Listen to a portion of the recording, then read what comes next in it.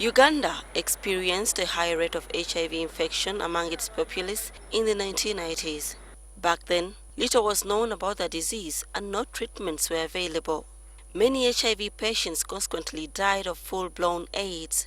The most common sign of the disease was the severe loss of weight. The locals around the central part of the country chose to call the disease Sirimu from the English word slim. John Stephen Salamuka contracted HIV in 1998. He lost his sight in one eye to a disease called herpes zoster that is commonly known as Giuseppe in the central region. Salamuka was a sub-county chief of Namwenda in Kamuli district and could therefore afford to buy antiretroviral drugs that went for 3,000 shillings a month. I was only praying to God that I don't die in pain like other AIDS patients were dying. The pain and suffering that people living with AIDS went through partly served as a deterrent to other Ugandans who were living promiscuous lives. The pictures of emaciated patients coupled with the government ABC policy that promoted abstinence, being faithful and condom use led to a reduction of the prevalence rates from 18% to 6.2% by 2005. The government was giving out free ARVs at the country's major referral hospitals and HIV centers. Statistics from UNAIDS indicate that 750,000 HIV patients in Uganda were on ARVs by 2012. The UN body's target is to have 90% of all those who know their status put on treatment. But the availability of ARVs has not only brought positive effects. With years of improved well-being among people with HIV and prolonged life, the attitude of complacency, where some people are no longer scared of getting infected, has become a major concern among HIV fighters. It takes people in time for the body to adjust to the drugs. So that complacency that has come in, it's okay, I can HIV because the drugs are there. They need to know that it is not all a bed of roses, because it is not easy to be on medication on a daily basis. And that's why we've experienced people giving themselves a drug holiday, which is not good at all. Experts say it is partly the reason why the country's HIV prevalence rate has risen from 6.4% to 7.3%. We need to pay attention clearly at the moment that individuals must really play their role.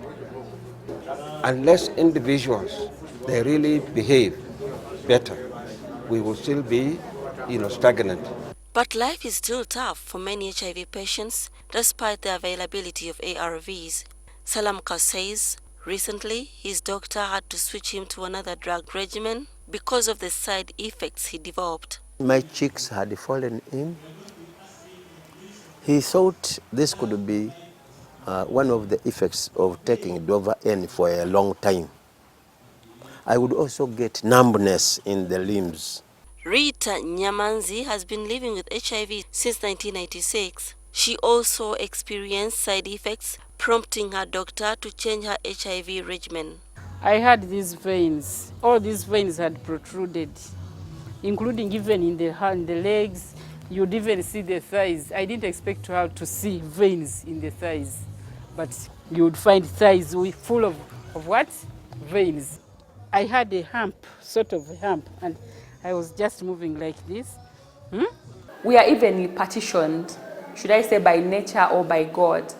You have just enough cheeks, enough buttocks, enough chest, enough everything. However, these ARVs can have an effect where they start to disturb that balance of the human body, although many times that doesn't kill. The side effects can be both short and long term. We are starting to see heart disease. We're starting to see what you have just been describing, abnormal fat distribution. We're starting to see the bones become weak, losing their mineral density, if I may call it.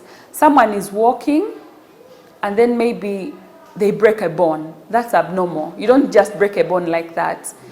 According to UNAIDS, Uganda currently has 150,000 children living with HIV. Right now, Uganda is looking for ways of implementing the newly set target of 90-90-90, where 90% of the population should be tested, and those tested with HIV and found positive should be put on treatment.